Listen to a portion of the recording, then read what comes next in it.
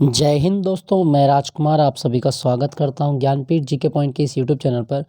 दोस्तों, हमने जो साइंस मॉक टेस्ट की सीरीज़ शुरू की थी, आज उसी में एक और मॉक टेस्ट लेके आया हूं। चलिए आज इस मॉक टेस्ट को स्टार्ट करते हैं। दोस्तों, इस मॉक टेस्ट में 50 क्वेश्चन मैं लेके आया हूं। इन प्रश्नों का अभ्यास करेंगे। आपके कोई भी एग्जाम हो, चाहे आप यूपी टेट की तैयारी कर रहे हो, चाहे आप डाटा एसएससी 10+2 की तैयारी कर रहे हो, या आप बीएड का एंट्रेंस एग्जाम देने वाले हों, Uttar Pradesh radio operator police भर्ती जो आपका एग्ज़ाम होगा, इसमें भी साइंस पूछा जाएगा, आप इसका एग्ज़ाम देने वाले हो, मतलब आप कोई सा भी एग्ज़ाम कंपटीशन में देने वाले हो, तो सबके लिए ये मॉक टेस्ट हेल्पफुल होगा। और दोस्तों, मैं आपको बता दूं, मैंने एसएससी एमटीएस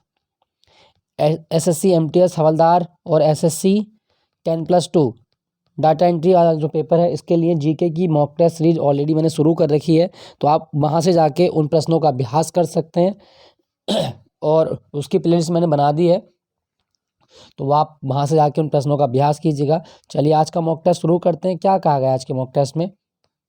पहला क्वेश्चन आपकी स्क्रीन पर। दोस्तों, क्वेश्चन संख्या 1 क्या कहा गया है कि निम्नलिखित में से कौन द्रव्यमान की इकाई नहीं है? दोस्तों, द्रव्यमान की इकाई ग्राम होती है, किलोग्राम भी है, पौंड भी है, लेकिन डाइन डाइन द्रव्यमान की इकाई नहीं होती। जबकि डाइन किसका मात्रक है? दोस्तों, ये बल का मात्रक होता है। डाइन किसका मात्रक है? बल का। तो आपका ऑप्शन डी मतलब सही जवाब है। ये द्रव्यमान की इकाई नहीं, बल की इकाई होती है। आप याद रखिएगा, इंपॉर्टेंट है। बल का ऐसा ही मात्रक होता है ये आपका, ठीक है। सॉरी, ऐसा ही नहीं होता, ये सीजीएस में होता है आपका। चलिए अगले प्रश्न की ओर चलते हैं। क्या कहा गया है? कोयले से वाणिज्यिक रूप से पैदा होने वाली ऊर्जा को क्या कहा जाता है? दोस्तों, जब कोयले को जलाकर हम बिजली बनाते हैं तो इसे थर्मल एनर्जी कहा जाता है, मतलब ताप ऊर्जा कहा जाता है। ऑप्शन बी इसका सही जवाब है। ऑप्शन बी याद रखिएगा दोस्तों, इंपॉर्टेंट है। दोस्तों, अगर आपसे पूछा जाए कि भारत में कोयले के सबसे बड़े भंडार, दोस्तों भारत में सबसे बड़ा भंडार आज के टाइम में माना जाता है झरिया, झारखंड का झरिया क्षेत्र, ये कोयले के लिए प्रसिद्ध है, ये आप याद रखिएगा। एक क्षेत्र आपका पश्चिम बंगाल का रानीगंज, तो पश्चिम बंगाल में रानीगंज जो है, ये भी आपकी कोयले की खदान है, ये भी बहुत पूछी जाती है आपके एग्जाम में, आप याद रखिएगा। तो कोयले से प्राप्त होने वाली बिजली ताप ऊर्जा कहलाती है। और कोयले की ना 4 किस्में होती हैं जो सबसे ज़्यादा इंपॉर्टेंट हैं। ABLP मतलब एंथ्रासाइट, बिटुमिनस, लिग्नाइट और पीत कोयला, आप याद रखिएगा, इंपॉर्टेंट है। नेक्स्ट पॉइंट की ओर चलते हैं। सबसे पहले ग्रह के गति संबंधी नियम किसने दिए थे? दोस्तों, ग्रह के गति संबंधी नियम जो दिए थे वो जोनास केपलर ने दिए थे। ऑप्शन डी इसका सही जवाब है। केपलर के द्वारा ग्रहों की गति के नियम दिए गए हैं, आप याद रखिएगा। 3 नियम है केपलर के, और जैसे आपका कक्षाओं का नियम, क्षेत्रीय चाल का नियम और परिक्रमा काल का नियम, ठीक है। दोस्तों, यहाँ पे लिखा गया आपका न्यूटन की किताब का नाम आप याद रखिएगा, प्रिंसिपिया। न्यूटन की किताब पूछी जाती है आपके एग्जाम में कि प्रिंसिपिया पुस्तक किसने लिखी है? न्यूटन ने। और प्रिंसिपिया पुस्तक में न्यूटन ने गति के नियम दिए हैं, तो ये आप याद रखिएगा, गति के नियम किसने दिए? न्यूटन ने गति के नियम दिए हैं प्रिंसिपिया नामक पुस्तक में। क्लियर, याद रखना इंपॉर्टेंट है। तो ग्रहों के गति के नियम किसने दिए थे? Kepler, option D. नेक्स्ट, ओस तब पड़ती है जब, दोस्तों ओस कब पड़ेगी? दोस्तों, जब आर्द्र वायु ठंडे धरातल पर घनीभूत हो जाती है तो ओस पड़ती है, मतलब ऑप्शन डी इसका सही जवाब है, ठीक है। ऑप्शन डी, जब आर्द्र वायु ठंडे होकर धरातल पर घनीभूत हो जाती है तो उसे ओस पड़ना कहा जाता है। और रात या सुबह के समय धरातल से ऊष्मा विकिरित होती है, जिससे इस पर ठंडक उत्पन्न हो जाती है, आप याद रखिएगा, इंपॉर्टेंट है, ठीक है। चलिए अगले प्रश्न की ओर चलते हैं। रेफ्रिजरेटर खाद्य पदार्थों को खराब होने से बचाते हैं, क्योंकि दोस्तों जो भी फ्रिज होते हैं इनसे हमारा खाना खराब नहीं होता। देखो, रेफ्रिजरेटर में टेम्परेचर होता है बहुत ज़्यादा माइनस में, ठीक है। माइनस में टेम्परेचर होने के कारण जो फंगस होता है या जीवाणु होते हैं वो एक्टिव नहीं हो पाते, मतलब है कि न्यून ताप पर जीवाणु और फफूंदी निष्क्रिय होते हैं, जिसके कारण खाना खराब नहीं होता। ऑप्शन डी इसका सही जवाब है। दोस्तों, क्या आपको पता है कि रेफ्रिजरेटर में कौन सी गैस का यूज करते हैं हम वर्तमान में? अमोनिया का। रेफ्रिजरेटर में अमोनिया गैस का प्रयोग किया जाता है। और रेफ्रिजरेटर का औसत तापमान कितना होता है? 18 डिग्री सेल्सियस, माइनस या 18 डिग्री सेल्सियस, याद रखिएगा, इंपॉर्टेंट है। नेक्स्ट वन की ओर चलते हैं। जल वाष्प में भंडारित ऊष्मा है कौन सी है? दोस्तों, जल वाष्प में जो ऊष्मा होती है वो होती है गुप्त ऊष्मा। ऑप्शन सी इसका सही जवाब है। जल वाष्प में जो ऊष्मा होती है वो गुप्त ऊष्मा होती है। गुप्त ऊष्मा क्या करती है दोस्तों? अवस्था परिवर्तन करती है। अवस्था में परिवर्तन करने के लिए जिस ऊष्मा की आवश्यकता है वो गुप्त ऊष्मा होती है, आप याद रखिएगा, इंपॉर्टेंट है। नेक्स्ट आपका ध्वनि की तीव्रता किस माध्यम में अधिक होती है? दोस्तों ध्वनि की तीव्रता सबसे ज़्यादा जो होगी वो होगी आपकी धातु में, स्टील में बहुत ज़्यादा होती है, ये आप याद रखिएगा, इंपॉर्टेंट है, पूछा जाता है। क्लियर? अच्छा, अगर आपसे पूछा जाए कि ध्वनि का वेग कितना होता है, दोस्तों ध्वनि की चाल 332 मीटर पर सेकंड होती है, आप याद रखिएगा। और ध्वनि की तीव्रता का मात्रक डेसिबल होता है। ध्वनि की तीव्रता का मात्रक क्या है? डेसिबल होता है, आप याद रखिएगा, इंपॉर्टेंट है। ठीक है, तो ध्वनि की सबसे ज़्यादा चाल धातु में होती है। नेक्स्ट आपका डेल्टोनिज्म। डेल्टोनिज्म क्या है? दोस्तों डेल्टोनिज्म जो होता है ना, एक प्रकार का कलर विजन होता है, और जब भी किसी व्यक्ति को डेल्टोनिज्म होगा तो क्या होगा कि व्यक्ति लाल, हरा और नीले रंग में कोई अंतर नहीं कर पाएगा। तो इसका सही जवाब होगा, व्यक्ति ना लाल रंग देख सकता है, ना नीला रंग, ना हरा रंग। तो इसका सही जवाब है ये सभी। डेल्टोनिज्म जो कलर विजन है, इसमें लाल, हरा, नीला रंग के बीच अंतर नहीं कर पाता कोई भी व्यक्ति, आप याद रखिएगा, इंपॉर्टेंट है, पूछा जाता है। नेक्स्ट प्रश्न क्यों चलते हैं। नेक्स्ट प्रश्न आपका क्वेश्चन संख्या 9, क्या कहा गया है? हीरे की चमक का कारण क्या है? दोस्तों हीरे की चमक का कारण क्या होता है? इसका सही जवाब होगा पूर्ण आंतरिक परावर्तन। हीरे की चमक का कारण पूर्ण आंतरिक परावर्तन होता है, ये आप याद रखिएगा। दोस्तों अगर आपसे पूछा जाए कि हीरे का अपवर्तनांक कितना है, 2.42। हीरे का अपवर्तनांक कितना होता है? 2.42 होता है। और अगर आपसे पूछे कि भारत में डायमंड सिटी किसे कहा गया? सूरत। सूरत को भारत की डायमंड सिटी कहा जाता है, ये आप याद रखिएगा, इंपॉर्टेंट है। और भारत में पन्ना की खानें ये हीरे के लिए प्रसिद्ध है। पन्ना की खानें मध्य प्रदेश में है, ये आप याद रखिएगा। नेक्स्ट प्रश्न क्यों चलते हैं। ऊष्मा का विद्युत ऊर्जा में परिवर्तन करने के लिए किसका प्रयोग किया जाता है? दोस्तों ऊष्मा का विद्युत ऊर्जा में परिवर्तन करेंगे, किससे करेंगे? तो आपको याद रखना वो होता है आपका थर्मोकपल। थर्मोकपल इसका सही जवाब है ऑप्शन सी। ठीक है, ऊष्मा का विद्युत ऊर्जा में परिवर्तन करने के लिए थर्मोकपल का प्रयोग किया जाता है। एमीटर क्या मापता है? ये धारा मापता है, धारा। हाइड्रोमीटर क्या मापता है? जल का घनत्व मापता है, तो जल का घनत्व हाइड्रोमीटर। अगर आपसे पूछा जाए वोल्ट मीटर, ये वोल्टेज को मापता है, ये आप याद रखिएगा। नेक्स्ट आपका चावल पकाना कठिन होता है। दोस्तों चावल पकाना कहाँ पर कठिन होगा? देखो पर्वत के शिखर पर चावल पकाना कठिन होता है, ऑप्शन सी इसका सही जवाब है। क्यों? क्योंकि समतल से ऊंचाई पर जाने पर दाब घटने लगता है, जिससे दाब घटेगा तो क्वथनांक भी क्या होगा? दोस्तों क्वथनांक भी घट जाएगा, तथा 100 डिग्री सेल्सियस से कम तापमान पर उबलने लगता है। कम तापमान पर ही जल के उबलने के कारण उसमें पके चावल को कम ऊष्मा प्राप्त होती है। ठीक है, जिसके कारण ऊंचाई पर चावल पकाने कठिन होता है। तो आप याद रखिएगा, मतलब समतल से ऊंचाई पर जाने पर वायुमंडलीय दाब घट जाता है, जिसके कारण क्वथनांक घट जाएगा। तो इस कारण हमारे जो चावल है वो देर से पकेंगे, तो पर्वत के शिखर पर ये ज़्यादा होता है। ठीक है दोस्तों यहाँ पे लिखा गया है चावल। अगर आपसे पूछा जाए भारत में राष्ट्रीय चावल अनुसंधान केंद्र कहाँ पर है, तो दोस्तों राष्ट्रीय चावल अनुसंधान केंद्र कटक में है। राष्ट्रीय चावल अनुसंधान केंद्र भारत में कहाँ पर है? कटक में है, उड़ीसा में, याद रखिएगा, इंपॉर्टेंट है, पूछ लेता है। क्लियर? नेक्स्ट प्रश्न क्यों चलते हैं। रॉकेट की गति निम्नलिखित में से किस संरक्षण का उदाहरण है? दोस्तों रॉकेट जो कार्य करते हैं वो संवेग संरक्षण के सिद्धांत पर कार्य करते हैं, ऑप्शन डी इसका सही जवाब है। संवेग संरक्षण का सिद्धांत है, आप याद रखिएगा। ठीक है दोस्तों, और इसको हम क्रिया प्रतिक्रिया का नियम भी कहते हैं। रॉकेट जो होता है ये क्रिया प्रतिक्रिया के नियम पर भी कार्य करता है, ये आप याद रखिएगा, इंपॉर्टेंट है, पूछा जाता है। ऑप्शन डी इसका सही जवाब है। नेक्स्ट, रेल की दो पटरियों के बीच धातु के निम्नलिखित में से किस प्रयोजन के लिए गैप छोड़ दिया जाता है? दोस्तों आपको ध्यान रखना, देखो ये रेल की पटरी है, मान लिया कि ये रेल की पटरी है आपकी और एक पटरी आपकी ये है। अब इन दोनों पटरियों को जब जोड़ेंगे तो यहाँ पे हम कुछ गैप खाली छोड़ देते हैं।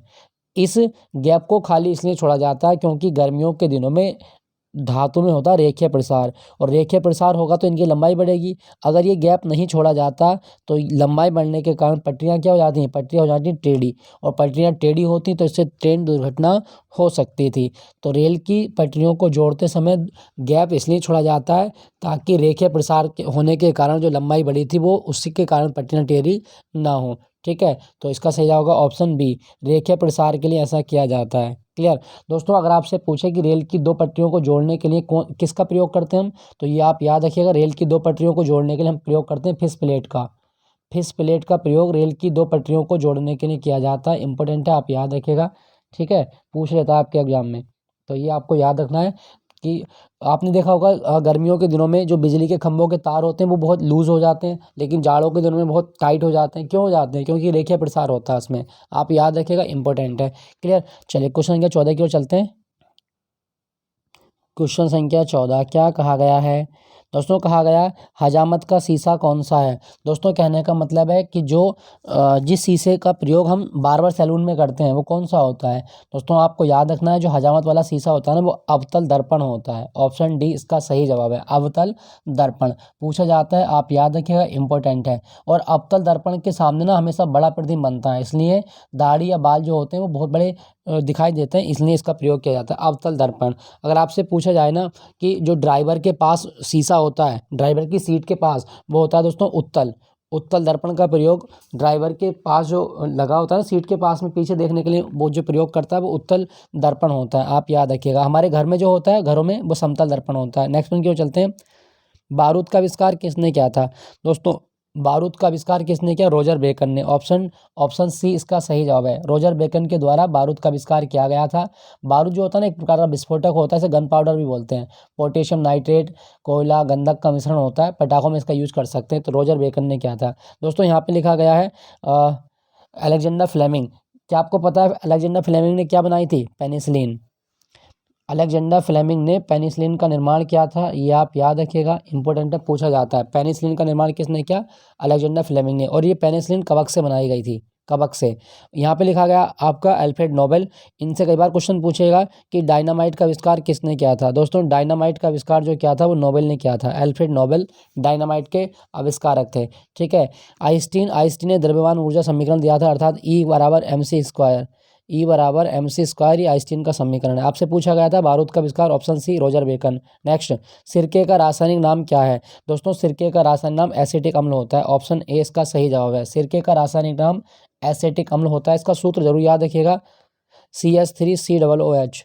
CH3COOH ये एसिटिक अम्ल का सूत्र होता है, याद रखिएगा। दोस्तों यहाँ पे लिखा गया मैलिक अम्ल। अगर आपसे पूछा जाए सेब में कौन सा अम्ल होता है? सेब, एप्पल, सेब में मैलिक अम्ल होता है, याद रखिएगा, इंपॉर्टेंट है, पूछ लिया जाता है। नेक्स्ट आपका कांच क्या है? दोस्तों कांच जो होता है ये सुपर कूल्ड लिक्विड होता है, यानी कि अति शीतल द्रव है। सुपर कूल्ड लिक्विड होता है कांच। क्या आपको पता है कि कांच पर लिखने के लिए हम किसका प्रयोग करते हैं? HF का, यानी कि हाइड्रोजन फ्लोरिक अम्ल का प्रयोग किया जाता है।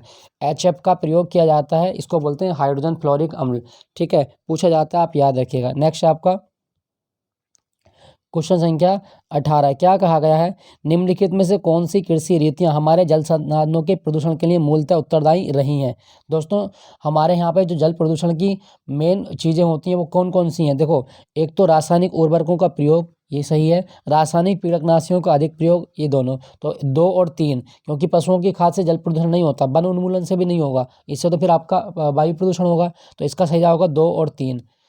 रासायनिक खादों का प्रयोग और रासायनिक कीटनाशियों का अधिक उपयोग जो होता है ये जल प्रदूषण करता है, यानी कि इसका सही बनेगा 2 और 3। एक बार ऑप्शन देख लेते हैं, तो इसका सही जवाब है ऑप्शन डी, कथन 2 और 3, ऑप्शन डी। ठीक है, याद रखिएगा, इंपॉर्टेंट है। नेक्स्ट पॉइंट की ओर चलते हैं। क्वेश्चन संख्या 19 क्या कहा गया है? इसमें कहा गया है कि ऑक्सी एसिटिलीन ज्वाला का तापमान कितना होता है?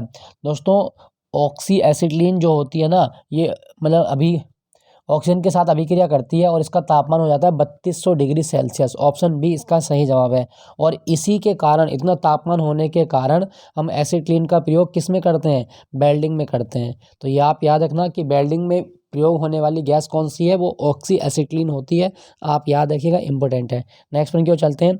गाय के दूध में रंग थोड़ा पीला होता है, किसकी उपस्थिति के कारण ऐसा होता है? दोस्तों गाय के दूध का हल्का पीला रंग होता है कैरोटीन की उपस्थिति के कारण, ऑप्शन बी इसका सही जवाब है, कैरोटीन की उपस्थिति के कारण। दोस्तों क्या आपको पता है कि दूध किस प्रकार का कोलाइड है? दूध इमल्सन होता है, इसको पायस बोलते हैं। तो कभी क्वेश्चन आए कि दूध किस प्रकार का कोलाइड है, इमल्सन होता है, आप याद रखिएगा। और अगर आपसे पूछा जाए कि विश्व दुग्ध दिवस कब होता है? 1 जून को दुग्ध दिवस मनाया जाता है। ठीक है, भारत में तो एक क्रांति भी थी, श्वेत क्रांति, यानी कि व्हाइट रिवॉल्यूशन, किससे संबंधित थी? दुग्ध उत्पादन को बढ़ावा देने के लिए, श्वेत क्रांति, दुग्ध उत्पादन। और भारत में दुग्ध दिवस कब होता है? 26 नवंबर को भारत में दुग्ध दिवस होता है, आप याद रखिएगा। तो आपसे पूछा गया था गाय के दूध का पीला रंग किसके कारण होता है? कैरोटीन के कारण, ऑप्शन ए। सूची 1 को सूची 2 से मिलान करना है, देख लेते हैं। दोस्तों पीतल तांबा और जिंक का मिश्रण होता है। तांबा और जिंक, तो तांबा और जिंक देख लेते हैं, यानी कि ये इससे मेल खाएगा दूसरे से। जर्मन सिल्वर, जर्मन सिल्वर तांबा जिंक और निकल होता है इसमें, तो ये एक से मेल खाएगा। मुद्रा धातु, मुद्रा धातु क्या होती है, मुद्रा धातु होंगी आपकी सीसा, एंटीमनी और टिन, ये इससे मेल खाएगा। कांसा, तांबा और टिन, कांसा, तांबा और टिन, ठीक है। एक बार दोबारा देख लेते हैं इसको मिला के। पीतल तांबा और जस्ता होता है, जर्मन सिल्वर तांबा जस्ता निकिल होता है, मुद्रण धातु सीसा एंटीमनी टिन होते हैं, और कांसा, कांसा तांबा और टिन होते हैं। बस आपका ये मिल गया है, आप इसी तरह से आप याद रखिएगा। क्वेश्चन संख्या 22 की ओर चलते हैं। तो इसका सही जवाब क्या बनेगा आपका, इसका बनेगा 2 1 3 4, ठीक है, 2 1 3 4, सॉरी 2 1 3 4 नहीं, 2 2 1 4 3, क्लियर। चलिए अगले प्रश्न की ओर चलते हैं। नेक्स्ट आपका क्वेश्चन संख्या 22, अशुद्ध कपूर को शुद्ध किया जाता है। दोस्तों कपूर को शुद्ध करने के लिए कौन सी विधि यूज करते हैं हम, प्रभाजी क्रिस्टलन, सॉरी प्रभाजी नहीं, ऊर्ध्वपातन होता है, सब्लिमेशन, सब्लिमेशन। सही जवाब आपका ऑप्शन डी। कपूर जो होता है ये गर्म करने पर सीधे ठोस में नहीं बदलता, सीधे गैस में बदल जाता है, ठीक है, ये आप याद रखिएगा। तो इसका आंसर होगा ऊर्ध्वपातन के द्वारा अशुद्ध कपूर को शुद्ध किया जाता है, ठीक है। नेक्स्ट आपका, निम्नलिखित में से क्या जल की स्थायी कठोरता का कारण है। दोस्तों जल की स्थायी कठोरता का कारण क्या होता है, तो आप याद रखिएगा, जल की स्थायी कठोरता का कारण कैल्शियम और मैग्नीशियम के क्लोराइड व सल्फेट होते हैं। ऑप्शन बी इसका सही जवाब है। कैल्शियम और मैग्नीशियम के सल्फेट जो है वो जल की स्थायी कठोरता का कारण होते हैं, आप याद रखिएगा। स्थायी कठोरता का मतलब क्या है कि ऐसा पानी जो साबुन के साथ घुलकर झाग नहीं बनाता, वो कठोर जल होता है, ठीक है। और जब झाग नहीं बनेंगे तो इससे हमारे कपड़े अच्छे से साफ नहीं होते, क्लियर, याद रखिएगा। अगले प्रश्न की ओर चलते हैं। क्वेश्चन संख्या 24, क्या कहा गया है अगला प्रश्न, कास्ट से प्राप्त पायरोलिग्नियस अम्ल में क्या होता है। दोस्तों कास्ट से प्राप्त जो पायरोलिग्नियस अम्ल होता है इसको हम बोलते हैं विनेगर, ना वुड विनेगर। तो इसमें क्या होता है आपका 10% एसिटिक अम्ल होता है, 10% एसिटिक अम्ल होता है, ये आप याद रखिएगा। वुड एल्कोहल बोला जाता है इसको, ये आप याद रखना, 10% एल्कोहल होता है इसमें, एसिटिक अम्ल। नेक्स्ट आपका, निम्नलिखित में से कौन सा एक प्रबल अम्ल है। दोस्तों प्रबल अम्ल कौन सा है ये हमें बताना है। तो दोस्तों प्रबल अम्ल का मतलब क्या है कि जो मतलब जल में घुलकर हाइड्रोजन आयन दे, तो सबसे प्रबल अम्ल है वो आपका ट्राइक्लोरो एसिटिक अम्ल है। ट्राइक्लोरो एसिटिक अम्ल ये सबसे प्रबल अम्ल है, ये आप याद रखिएगा, इंपॉर्टेंट है। Option B is the right answer. Next अगला, निम्नलिखित में से कौन सा एक नाइट्रोजनीय उर्वरक नहीं है। दोस्तों नाइट्रोजनीय उर्वरक नहीं है, कौन सा नहीं हो सकता ये हमें बताना है। तो इसका सही जवाब बनेगा सुपर फास्फेट। देखो यूरिया में भी नाइट्रोजन होता है, अमोनियम सल्फेट में नाइट्रोजन होता है और अमोनियम नाइट्रेट में नाइट्रोजन होता है, लेकिन सुपर फास्फेट में नाइट्रोजन नहीं होता, तो ये नाइट्रोजनीय उर्वरक नहीं है। ऑप्शन बी इसका सही जवाब है। नेक्स्ट, सोडियम बाष्प लैंप पीले रंग के साथ जलते हैं, इसका कारण क्या है। दोस्तों जो भी सोडियम लैंप होते हैं इनकी रोशनी पीली होती है, इसका कारण यह है कि पीले रंग के उत्सर्जन के लिए सोडियम का ऊर्ध्वपातन होता है। ऑप्शन ए इसका सही जवाब है, ऑप्शन ए याद रखिएगा, इंपॉर्टेंट है। नेक्स्ट आपका, निम्नलिखित में से कौन सा विषम है, मतलब भिन्न बताना है।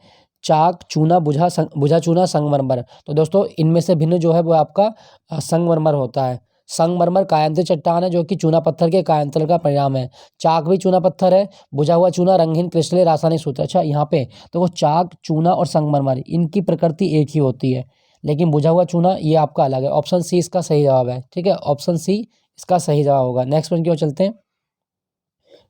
क्वेश्चन संख्या 29, क्या कहा गया है, एस्पिरिन का साधारण नाम क्या है। दोस्तों एस्पिरिन का नाम होता है एसिटाइल सैलिसिलिक अम्ल। ऑप्शन बी इसका सही जवाब है, एसिटाइल सैलिसिलिक अम्ल इसका सही जवाब होगा, आप याद रखिएगा। नेक्स्ट आपका, इप्सम साल्ट का प्रयोग कहाँ किया जाता है। दोस्तों इप्सम साल्ट जो होता है, पहले तो इसका सूत्र याद रखिएगा, ये बहुत आता है एग्जाम में। इप्सम किसका सूत्र है, मतलब साल्ट है मैग्नीशियम का, MgSO4 × 7H2O, MgSO4 × 7H2O ये इप्सम होता है। और इप्सम का प्रयोग हम रेचक में करते हैं, ठीक है, रेचक मतलब दवा में रेचक के रूप में, जिसको बोलते हैं परजेटिव के रूप में करते हैं, ये आप याद रखना। ऑप्शन डी इसका सही जवाब है, परजेटिव के रूप में यूज किया जाता है। क्वेश्चन संख्या 31 की ओर चलते हैं। तो इसका सही जवाब ऑप्शन डी रेचक हो गया। नेक्स्ट आपका, निम्नलिखित में से सही मिलान करना है आपको। एस्कॉर्बिक अम्ल विटामिन सी को कहा जाता है। क्लोरोफिल जो होता है ये प्रकाश संश्लेषण पिगमेंट होता है। कैरोटीनॉइड क्या होता है, कैरोटीनॉइड एक प्रकार का शामक होता है। और सुपर ऑक्साइड डिस्म्यूटेस ये एंजाइम होता है। तो इसका सही जवाब बन गया आपका ऑप्शन डी, यानी कि 4 1 2 3, 4 1 2 3, ऑप्शन डी इसका सही जवाब है। नेक्स्ट प्रश्न क्यों चलते हैं। यूफेनिक्स क्या है, क्वेश्चन संख्या 32 यूफेनिक्स। दोस्तों यूफेनिक्स क्या होता है, इसके बारे में अगर आपसे पूछा जाए तो जीनों का हेरफेर, जीनों की एडिटिंग क्या होती है आपकी, यूफेनिक्स कहलाती है। आप याद रखिएगा, इंपॉर्टेंट है, पूछा जाता है। ऑप्शन ए इसका सही जवाब है। नेक्स्ट नेक्स्ट आपका अगला प्रश्न, पीयूष ग्रंथि कहाँ पर होती है। दोस्तों पीयूष ग्रंथि जो होती है ये मस्तिष्क के आधार में होती है। ऑप्शन सी इसका सही जवाब है, मस्तिष्क के आधार में। और पीयूष ग्रंथि को मास्टर ग्रंथि भी कहा जाता है। ठीक है, पीयूष ग्रंथि को मास्टर ग्लैंड भी कहा जाता है। आप याद रखिएगा, इंपॉर्टेंट है, पूछ ली जाती है। और पीयूष ग्रंथि जो होती है ना, ये हमारी एंडोक्राइन होती है, ये आप याद रखना, इंपॉर्टेंट होती है। इससे ग्रोथ हार्मोन निकलते हैं, पूछा जाए आपके एग्जाम में तो आप याद रखिएगा। नेक्स्ट आपका, पत्तों के लाल, नारंगी तथा पीले रंग होने के कारण क्या होता है। दोस्तों पत्तों का लाल, नारंगी और पीला रंग जो होता है वो क्या किसके कारण होता है, कैरोटीनॉइड के कारण होता है। ऑप्शन बी इसका सही जवाब है, कैरोटीनॉइड के कारण ऐसा होता है। आप याद रखिएगा, इंपॉर्टेंट है। नेक्स्ट है आपका क्वेश्चन संख्या 35, क्या कहा गया है, सूची 1 का सूची 2 से मिलान करना है। पक्षियों का अध्ययन ऑर्निथोलॉजी कहलाता है। ठीक है, पर्यावरण का अध्ययन इकोलॉजी कहलाता है। वंशागति का अध्ययन जेनेटिक्स कहलाता है, जेनेटिक्स होता है ये। और जीवाश्म का अध्ययन पैलियोबायोलॉजी कहलाता है। एक बार दोबारा देख लेते हैं इसको मिला के। देखो, पक्षियों का अध्ययन ऑर्निथोलॉजी, वंशागति का अध्ययन जेनेटिक्स, पर्यावरण का अध्ययन इकोलॉजी और जीवाश्म का अध्ययन पैलियोबायोलॉजी। यानी कि इसका बनना है 4 3 1 2, 4 3 1 2, यानी कि ऑप्शन बी इसका सही जवाब बनना है। ठीक है, चलिए अगले प्रश्न की ओर चलते हैं। क्वेश्चन संख्या 36 क्या कहता है, क्वेश्चन संख्या 36 क्या कहा गया है इसमें, कहा गया वायु प्रदूषण के फलस्वरूप लोगों को फुफ्फुस कैंसर से अधिक मारने वाला रोग है। दोस्तों यदि वायु प्रदूषण होगा तो लोगों के लिए सबसे ज़्यादा घातक बीमारी बनेगी वातस्फीति यानी कि एप्साइमा। इसमें धुएं के कणों श्वसन नली में पहुंच जाते हैं और इससे हमारे फेफड़े क्या होंगे, फेफड़ों की जो चलनी होती है वो ब्लॉक हो जाती है। तो ये आप याद रखिएगा, वातस्फीति ये फुफ्फुस कैंसर से अधिक मरने वाला रोग होता है। ठीक है दोस्तों, आप याद रखना, इंपॉर्टेंट है, पूछा जाता है। क्लियर, चलिए अगले प्रश्न की ओर चलते हैं। क्वेश्चन संख्या 37 क्या कहा गया है, निम्नलिखित में से किस कोशिका द्रव्य कोशिकाओं को यूकेरियोटिक कोशिकाओं के भीतर प्रोकैरियोटिक कोशिका माना जाता है। दोस्तों कौन सा कोशिकांग है, तो दोस्तों यह है आपका माइटोकॉन्ड्रिया। ऑप्शन सी यानी कि सूत्रकणिका को यूकेरियोटिक कोशिकाओं के भीतर प्रोकैरियोटिक माना जाता है। दोस्तों अगर आपसे क्वेश्चन आए कि कोशिका का पावर हाउस किसे कहा जाता है, तो कोशिका का पावर हाउस जो कहा गया है ये आपको माइटोकॉन्ड्रिया को कहा जाता है। और एक कोशिका जो जो सांस लेती है वो कहाँ से लेती है, कोशिका सांस भी माइटोकॉन्ड्रिया से लेती है। आप याद रखिएगा, इंपॉर्टेंट है। अगर आपसे पूछे माइटोकॉन्ड्रिया शब्द किसने दिया था, कार्ल बेंडा ने। माइटोकॉन्ड्रिया शब्द कार्ल बेंडा के द्वारा दिया गया था। आप याद रखना, इंपॉर्टेंट है, पूछा जाता है। दोस्तों यहाँ पे लिखा गया आपका लाइसोसोम। अगर कभी क्वेश्चन आए कि कोशिका के आत्महत्या की थैली किसे कहा गया है, दोस्तों कोशिका के आत्महत्या की थैली लाइसोसोम को कहा जाता है। लाइसोसोम, इसके अंदर जो एंजाइम होते हैं ना, ये कोशिका के अंदर बनने वाले हानिकारक मटेरियल को खत्म कर देते हैं। ठीक है, ये आप याद रखिएगा। नेक्स्ट यहाँ पे लिखा गया गोल्जी काय। गोल्जी काय को ट्रैफिक पुलिस कहा जाता है। कोशिका का ट्रैफिक पुलिस किसे कहा गया, गोल्जी काय को कोशिका का ट्रैफिक पुलिस कहा जाता है। आप याद रखिएगा, इंपॉर्टेंट है। क्लियर, तो आपसे पूछा गया था कि कौन सा कोशिकांग है जो यूकेरियोटिक कोशिकाओं के भीतर प्रोकैरियोटिक है, वो है आपका सूत्रकणिका माइटोकॉन्ड्रिया यानी कि ऑप्शन सी। नेक्स्ट आपका दांत की बीमारी निम्नलिखित में से किसके कारण होती है। दोस्तों दांत जो होती है ये फंगल होता है, यानी कि कवक से होने वाली बीमारी है दांत। आप याद रखिएगा, इंपॉर्टेंट होता है, पूछी जाती है। ठीक है, चलिए अगले प्रश्न की ओर चलते हैं। ट्यूब के भीतर ट्यूब प्रकार का शारीरिक प्लान किस में पाया जाता है। दोस्तों ट्यूब के भीतर ट्यूब प्रकार का शारीरिक प्लान जो होता है ये जोंक में होता है। ऑप्शन डी इसका सही जवाब है, जोंक में होता है। और ये एनालिडा में आती है आपकी। जोक जो होती है कौन से फाइलम में आती है, एनालिडा में आती है। आप याद रखिएगा, इंपॉर्टेंट होती है, पूछा जाता है। क्लियर, चलिए अगले प्रश्न की ओर। शहद की मक्खी का विष कैसा होता है। दोस्तों शहद की मक्खी का विष कैसा होता है, तो इसका सही जवाब होगा आपका ऑप्शन ए। शहद की मक्खी जो होती है ना, या इसका भी अम्लीय होता है। क्या आपको पता है कि शहद की मक्खी में कितनी आंखें होती हैं, 5 आंखें होती हैं। कभी आपसे क्वेश्चन आए कि शहद की मक्खी में कितनी आंखें, 5 आंखें। और आपको एपीकल्चर भी याद रखना है, एपीकल्चर। दोस्तों मधुमक्खी पालन को एपीकल्चर कहा जाता है, आप याद रखें। और एक चीज़ आपसे और पूछा जाएगा कि जो नर मधुमक्खी होती हैं इनको क्या बोला जाता है, इनको बोला जाता है ड्रोन। नर मधुमक्खियों को ड्रोन बोला जाता है। और मधुमक्खियों के शहद में कौन सी शर्करा होती है, फ्रक्टोज शुगर होती है। मधुमक्खियों के शहद में फ्रक्टोज शुगर होती है, ये आप याद रखिएगा। तो आपसे क्वेश्चन पूछा गया है कि शहद जो होता है वो कैसा होता है, अम्लीय होता है। ऑप्शन ए इसका सही जवाब है। निम्नलिखित में से कौन एक वास्तविक मछली नहीं है? दोस्तों वास्तविक मछली कौन सी नहीं है? स्टारफिश। ऑप्शन सी इसका सही जवाब है। स्टारफिश जो होती है ये इकाइनोडर्मेट होती है, इकाइनोडर्मेट होती है, ना कि मछली। याद रखिएगा, इंपॉर्टेंट है, पूछा जाता है। चलिए अगले प्रश्न की ओर चलते हैं। पुरानी और नष्ट प्राय आरबीसी कहाँ नष्ट हो जाती हैं? दोस्तों आरबीसी का कब्रिस्तान किसे कहा जाता है? स्प्लीन यानी कि प्लीहा को आरबीसी का कब्रिस्तान कहा जाता है। आप याद रखिएगा, इंपॉर्टेंट है, पूछा जाता है। दोस्तों अगर पूछे आरबीसी का निर्माण कहाँ होता है? निर्माण होता है अस्थि मज्जा में। और आरबीसी का जीवन काल कितना होता है? आरबीसी का जीवन काल होता है 120 डेज, 120 डेज दिन। ठीक है, आप याद रखिएगा, इंपॉर्टेंट है। दोस्तों मैं आपको एक बड़ा इंपॉर्टेंट क्वेश्चन बताता हूँ, अगर आपके एग्जाम में आए कि आरबीसी और डब्ल्यूबीसी का अनुपात कितना होता है। दोस्तों आरबीसी और डब्ल्यूबीसी का अनुपात जो होता है वो कितना होगा? तो जब होगा आरबीसी 600 होती है और डब्ल्यूबीसी 1 होती है, तो 600 अनुपात 1 आरबीसी और डब्ल्यूबीसी का अनुपात होता है, ये आप याद रखिएगा। क्लियर? दोस्तों यहाँ पे लिखा गया है लीवर। मानव शरीर की सबसे बड़ी ग्रंथि कौन सी है? वो लीवर होती है, यकृत होती है, ये आप याद रखिएगा। पूछा गया था आरबीसी की डेथ कहाँ होती है? प्लीहा में। नेक्स्ट है आपका मूत्र कहाँ बनता है? दोस्तों मूत्र जो बनता है इसका सही जवाब होगा, मूत्र बनेगा आपका मूत्र संग्राहक वाहिनियों में, यानी कि ऑप्शन ए इसका सही जवाब है। ऑप्शन ए सही जवाब है। क्या आपको पता है कि मूत्र का पीएच मान कितना होता है? लगभग 6 के करीब में होता है ना, लगभग 6, 4 से 6 के बीच में होता है, ये आप याद रखिएगा। और हमारे मूत्र में कितना परसेंट जल होता है? 95% जल होता है। मानव मूत्र में 95% जल होता है, आप याद रखिएगा, इंपॉर्टेंट है, पूछा जाता है। क्या आपको पता है कि मूत्र का पीला रंग किसके कारण होता है? मूत्र का पीला रंग जो होता है ये किसके कारण होता है? यूरोक्रोम के कारण। यूरोक्रोम के कारण मूत्र का रंग पीला होता है, आप याद रखिएगा, इंपॉर्टेंट है। नेक्स्ट प्रश्न आपका, जेनेरा प्लांटेरम के लेखक कौन है? दोस्तों जेनेरा प्लांटेरम एक पुस्तक है और ये किसने लिखी है? तो इसका सही जवाब होगा बेंथम और हुकर। जेनेरा प्लांटेरम के लेखक कौन है? अच्छा सॉरी जेनेरा प्लांटेरम ये लीनियस की है, कैरोलस लीनियस की पुस्तक है जेनेरा प्लांटेरम। तो इसका सही जवाब होगा option D, Carolus Linnaeus. Question संख्या 45। क्वेश्चन संख्या 45 क्या कहा गया? सॉरी, चालनी पट्टी का एक भाग है, किसका?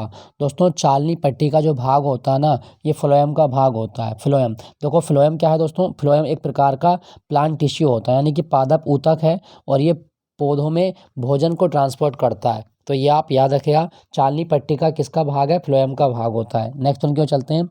मोबाइलों में प्रयुक्त की जाने वाली बैटरियाँ क्या होती हैं? दोस्तों मोबाइल में जो बैटरियाँ प्रयोग की जाती हैं ये होती हैं आपकी द्वितीयक मोबाइल की बैटरी कौन सी होती हैं? ये होती हैं आपकी द्वितीयक बैटरी, मतलब इनको एक बार यूज़ करने के बाद में आप बार बार चार्ज कर सकते हैं। और ये आप याद रखना, मोबाइल की बैटरियों में किसका प्रयोग करते हैं? लिथियम का प्रयोग करते हैं, लिथियम, लिथियम का प्रयोग किया जाता है, ये आप याद रखिएगा। नेक्स्ट आपका HTML में नौसेड प्रतीक क्या होता है?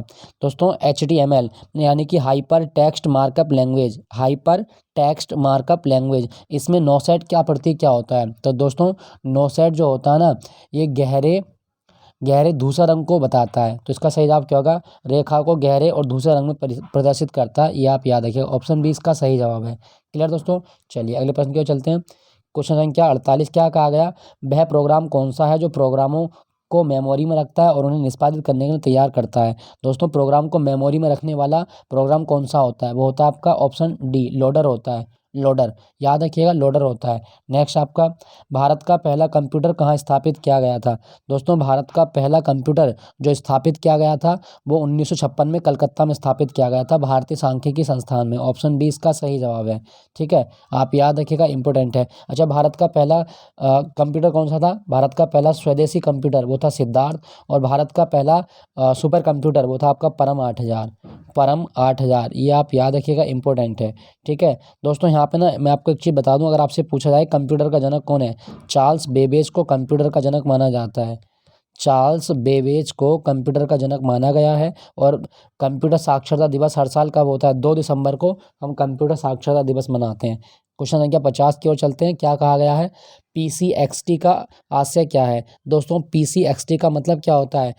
इसका मतलब है पर्सनल कंप्यूटर एक्सटेंडेड टेक्नोलॉजी, यानी कि option A, personal computer extended technology, इसका सही जवाब होगा। ठीक है, ये आप याद रखिएगा। तो दोस्तों ये था साइंस का मॉक टेस्ट। आई होप ये सेशन आपको अच्छा लगा होगा, अच्छा लगे तो एक लाइक ज़रूर कीजिएगा। मिलता हूँ आपको अगले मॉक टेस्ट के साथ में। Thank you for watching Gyanpeeth ji के पॉइंट।